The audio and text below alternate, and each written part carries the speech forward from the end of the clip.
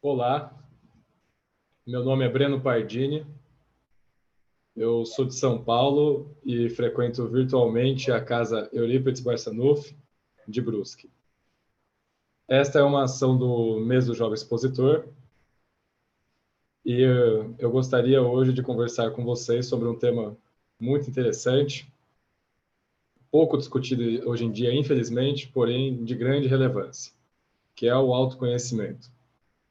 Mas antes, vamos fazer uma prece para iniciar o nosso encontro de hoje. Mestre Jesus, obrigado por mais um dia de vida.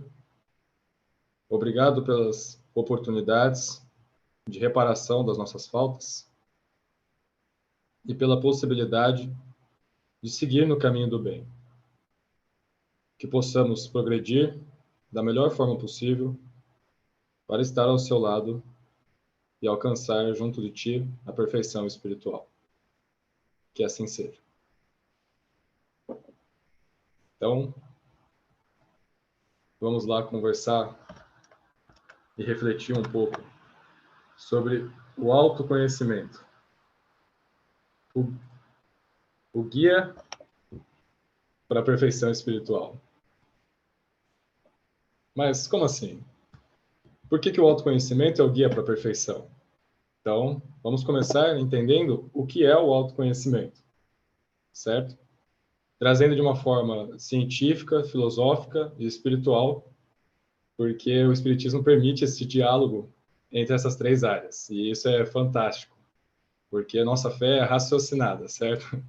Então, vamos usufruir dos conhecimentos científicos para não destoar muito do que acreditamos. Então, vamos lá. De acordo com o dicionário, o autoconhecimento seria o conhecimento de si próprio, das suas características, qualidades, imperfeições, sentimentos, enfim. O autoconhecimento é tomar uma noção de tudo aquilo que nos caracteriza. O dicionário. Para a psicologia, o autoconhecimento é um estudo, tem um conceito um pouco mais profundo, que seria o estudo da nossa subjetividade. Mas o que é a nossa subjetividade? Os psicólogos fazem uma analogia com a árvore e dividem ela em três partes. A primeira seriam as raízes, que representam tudo aquilo que é exterior a nós, porém que nos influencia, de alguma forma, e afeta o nosso desenvolvimento. Então, o que seria? A família em que nascemos, a sociedade em que vivemos, nossa cultura, nossas tradições, nossa genética, tudo isso não depende necessariamente de uma ação nossa, porém afeta o nosso desenvolvimento. A segunda parte é o tronco, que é o que é concreto em mim, é o que é firme, e representa o eu, o que sou hoje. Esse seria o tronco. E por último, a copa, que é a parte das nossas interpretações, dos nossos ideais, daquilo que pensamos hoje e refletimos sobre o mundo à nossa volta. Então, o autoconhecimento é o estudo da nossa árvore, que representa a nossa subjetividade. E o Espiritismo completa que o autoconhecimento é reconhecer, primeiro, que somos espíritos imortais imperfeitos. Tá, calma lá. Vamos por partes. Primeiro, somos espíritos, ou seja, a nossa realidade, a nossa vida é espiritual e não material. O que importa mesmo, o que se mantém, o que não morre, é o espírito, porque a matéria é transitória. E aí a gente vai para o segundo ponto, imortais. A matéria nasce, se desenvolve e morre. E o espírito teve um começo, mas não terá um fim. Ele somente irá progredir. E por último, que somos imperfeitos. Ou seja, de acordo com a questão 121 do Livro dos Espíritos, eles já nos colocam que nenhum espírito é criado bom ou mal, mas todos são simples e ignorantes. E com o autoconhecimento, nós percebemos que ainda não alcançamos essa perfeição e que tem um longo caminho pela frente. Com ele, também é possível reconhecer o nosso lado sombra e o nosso lado luz. Então, o que é o nosso lado sombra? Ele representa todas as nossas más atitudes e toda a nossa má utilização do livre-arbítrio, tanto nessa encarnação quanto nas outras. Então, o lado sombra meu seria tudo aquilo que destoa, que foge das leis divinas. Seguindo do caminho contrário, temos o lado luz, que é justamente todas as virtudes que eu já desenvolvi, todas as minhas qualidades, todo o bem que eu já fiz, tanto nessa quanto em outras vidas. Então, o autoconhecimento permite que nós comparemos e analisemos a causa de cada um dos lados. A causa dos nossos erros e a causa das nossas virtudes, podendo desenvolvê-las e acabar com as faltas. E, por último, é reconhecer que estamos todos sujeitos às leis divinas. A partir do momento que fomos criados por Deus, estamos sujeitos à sua onipotência e a todas as suas leis. Beleza, a gente já sabe o que é o autoconhecimento. Mas por que deveríamos nos conhecer? Qual que é a importância? Quais são os benefícios disso? Para a psicologia, com o autoconhecimento, temos a capacidade de entender por que somos assim. Então, por que, frente a uma situação, eu ajo e penso de tal forma? Certo? Conseguindo analisar com as causas, com o conhecimento das causas, por que eu erro, por que eu acerto, onde está a minha facilidade, onde estão as dificuldades. Então, o autoconhecimento nos permite esse entendimento. Outro entendimento é a diferenciação entre o eu e a persona. O eu, que representa os meus valores, os meus ideais, o que eu acredito, e a persona, que seria uma imagem criada em estereótipos e nos padrões sociais que nos são expostos hoje. Então, todos temos de ter uma imagem como objetivo, até porque buscamos a perfeição. Porém, a persona é aquela imagem do que gostaríamos de ser seguindo o materialismo. E o autoconhecimento permite a gente diferenciar o eu, que é o real, que sou eu de verdade, e a persona, que seria a minha sombra. O que eu gostaria de ser, mas não cabe com a minha identidade. E por último, o autoconhecimento nos permite entender quais são as nossas limitações. A partir do momento que eu conheço as minhas limitações, eu passo a me respeitar, não ultrapassá-las. O Espiritismo completa dizendo que com o autoconhecimento nós alcançamos a perfeição moral e intelectual.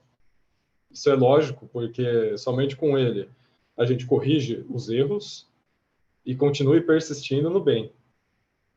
Sem se analisar, sem refletir sobre nós mesmos, não temos essa compreensão. O autoconhecimento nos permite errar, porém nos impõe um acerto. Como assim?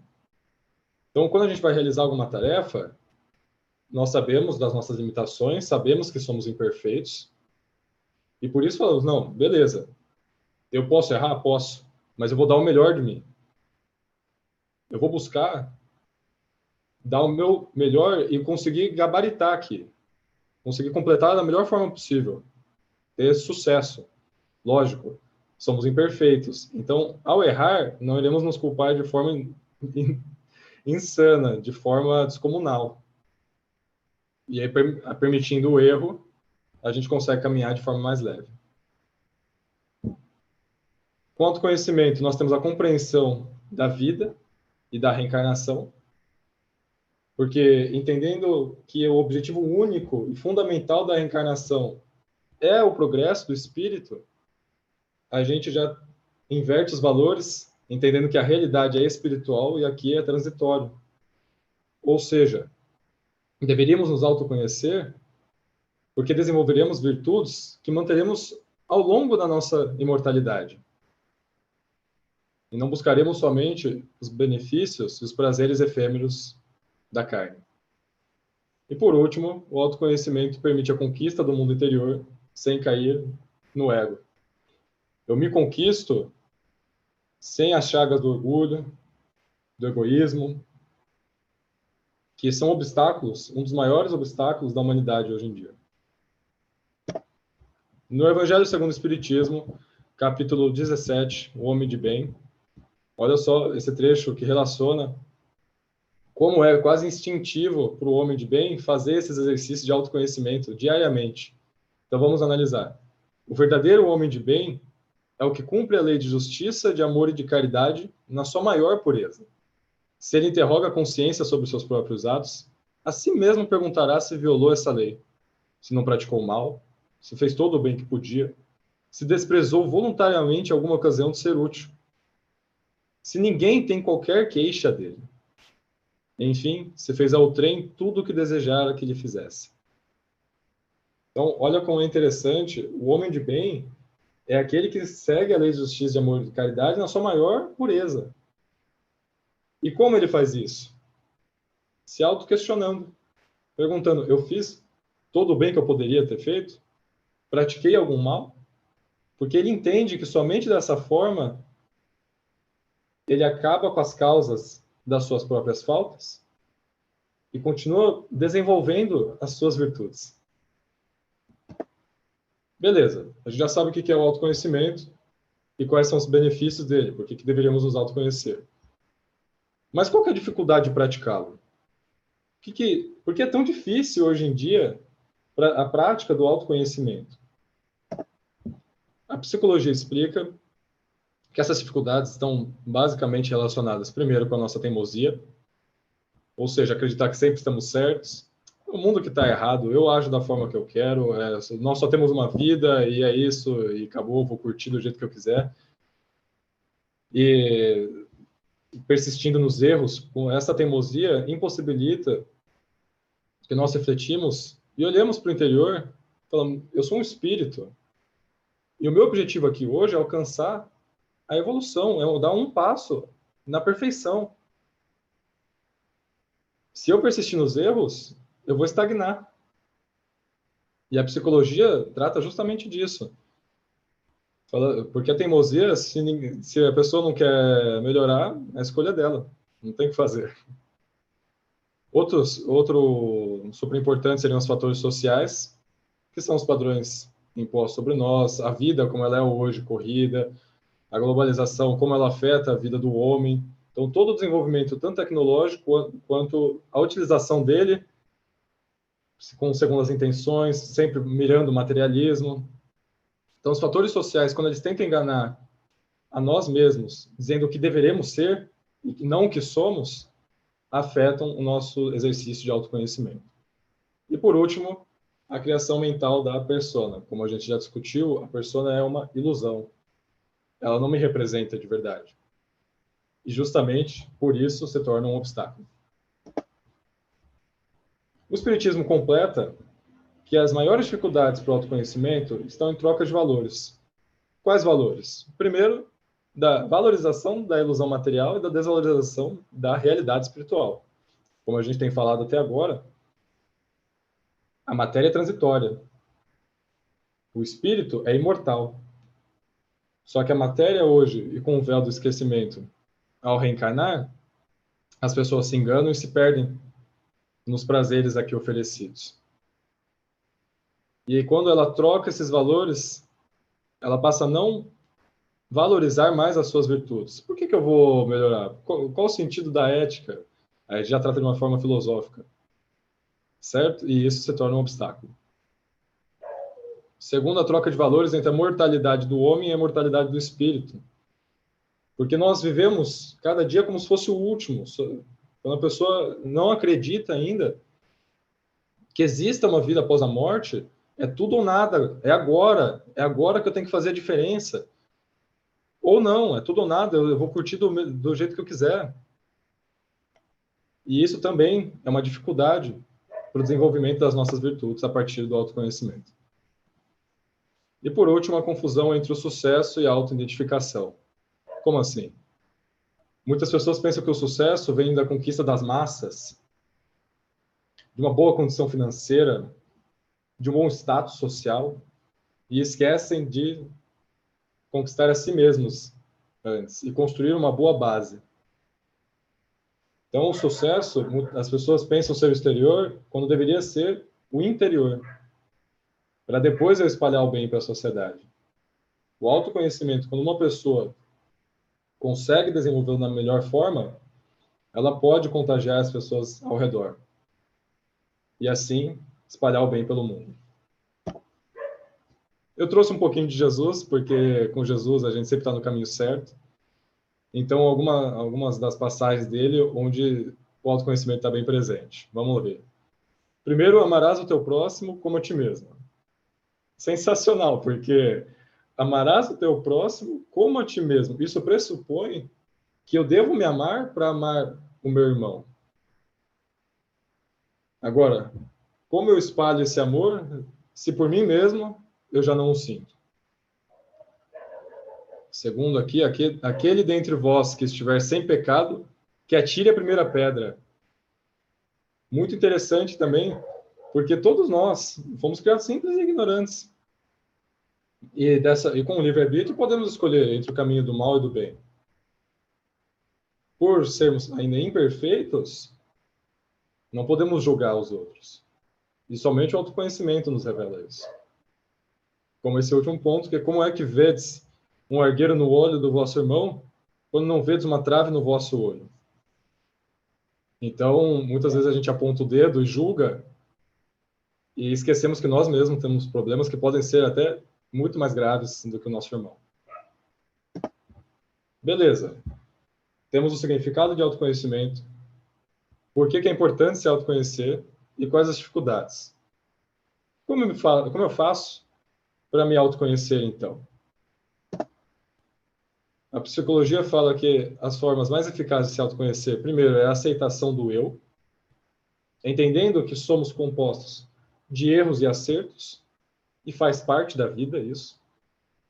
E a partir do momento que eu me aceito, através de estudos, de reflexões e de exercícios como a meditação, eu consigo reparar em meus pensamentos e minhas atitudes, para que saiam da melhor forma possível. Olha como está tudo interligado. O autoconhecimento, ele vem com a atitude, com o trabalho. Os espíritos já nos explicam que a lei do progresso e a lei do trabalho andam juntas. Sem o estudo, sem a reflexão e sem exercícios de meditação, nós não trabalhamos e assim não nos desenvolvemos, não progredimos. E a psicologia já nos fala isso. E ela também explica que é inevitável, para quem queira se autoconhecer, procurar profissionais que possam ajudar, que assim eles vão nos instruir da melhor forma possível. E de acordo com o Espiritismo, na obra Autodescobrimento, Joana de Ângeles traz para nós 5 passos básicos para a pessoa que quer mesmo alcançar a perfeição e sempre estar no caminho do bem, através do autoconhecimento. Então vamos lá. Primeiro passo: a insatisfação pelo que se é, ou se possui, ou como se encontra. Então, o primeiro passo para se autoconhecer é se sentir insatisfeito. Não, eu não gosto, tá errado eu agir dessa forma, tá errado eu pensar assim, não tá de acordo com o que eu acredito. Eu tenho que mudar. E aí vamos para o segundo ponto. Desejo sincero de mudança. Não, eu tenho que mudar, eu tenho que fazer diferente. Jesus fala para fazer diferente. Então, eu vou seguir agora com as leis divinas. E eu vou tentar fazer isso. E aí tem o terceiro, que é a persistência no tentar. Não adianta tentar uma vez, não é do dia para a noite que isso vai resolver. Então, a partir do momento que eu persisto, que eu tenho a disposição para aceitar-se, para me aceitar, então, aceitar meus erros e os meus acertos, e para me vencer, olhar para o eu de ontem e falar: eu vou ser melhor, e amanhã eu serei melhor novamente, e assim será. Então, ter essa disposição, essa persistência na tentativa e no trabalho. Como eu disse, a lei do progresso e do trabalho andam juntas. Então, não é possível progredir sem trabalhar. Por último, o quinto passo, que é um dos mais importantes, é a capacidade para crescer emocionalmente. Então, vamos ser humildes conosco, aceitar que não vai ser do dia para a noite, nenhuma transformação é. E criando essa base sólida, eu consigo construir o caminho para a minha perfeição. Para finalizar, no Livro dos Espíritos, capítulo 12, da perfeição moral, Santo Agostinho responde à pergunta 919A de Allan Kardec. E ele finaliza categórico dessa forma: o conhecimento de si mesmo é, portanto, a chave do progresso individual. Perquira a sua consciência aquele que se sinta possuído do desejo sério de melhorar-se, a fim de extirpar de si os maus pendores. Então, aquele que investigar a sua própria consciência, aquele que se auto-questionar, conseguirá eliminar os nossos próprios males, seguindo no caminho do homem de bem, como o próprio Santo Agostinho fez. Aqui são as obras que eu me baseei na apresentação. E é isso. Eu espero que todos tenham gostado, aproveitado. Autoconhecimento é um assunto bem importante. Realmente, sem ele, não tem como evoluir. Porque se eu não conheço meus erros, o que eu vou melhorar? E como a gente disse, aí eu continuo sendo teimoso, que é uma dificuldade. Se eu não conheço minhas virtudes, o que eu vou desenvolver? Então, sem a prática, sem o estudo e as reflexões, também é impossível chegar na perfeição. Então, eu espero que todos tenham aproveitado e vou finalizar aqui com uma prece do Evangelho segundo o Espiritismo relacionada com autoconhecimento. Então, para corrigir um defeito. Vós me destes, meu Deus, a inteligência necessária para distinguir o bem do mal. Portanto, a partir do momento que reconheço que algo é mal, sou culpado por não me esforçar por lhe resistir. Preservar-me do orgulho que poderia me impedir de perceber meus defeitos e dos maus espíritos que poderiam me incentivar a continuar com esses defeitos. Entre minhas imperfeições, reconheço que sou particularmente inclinado a, e se não resisto a esse arrastamento, é pelo hábito que contrai de ceder. Vós não me criastes culpado, pois sou justo, mas com uma disposição igual para o bem e para o mal. Se segui o mau caminho, foi pelo uso do meu livre-arbítrio. Mas, assim como tive a liberdade de fazer o mal, tenho a de fazer o bem, e, por conseguinte, tenho a de mudar o meu caminho. Meus defeitos atuais são restos das imperfeições que conservo de minhas existências anteriores. São o meu pecado original, do qual posso me livrar por minha vontade e com a assistência dos bons espíritos. Bons espíritos que me protegeis, e vós, meu anjo guardião, dai-me a força para resistir às más sugestões e de sair vitorioso da luta. Os defeitos são barreiras que nos separam de Deus, e cada defeito eliminado é um passo no caminho que deve me aproximar dele. O Senhor, em sua infinita misericórdia, dignou-se em me conceder a existência atual para que ela servisse para o meu adiantamento. Bons espíritos, ajudai-me para que eu a aproveite, a fim de que ela não se torne perdida para mim, e quando Deus dela me retirar, eu saia melhor do que entrei. Obrigado a todos.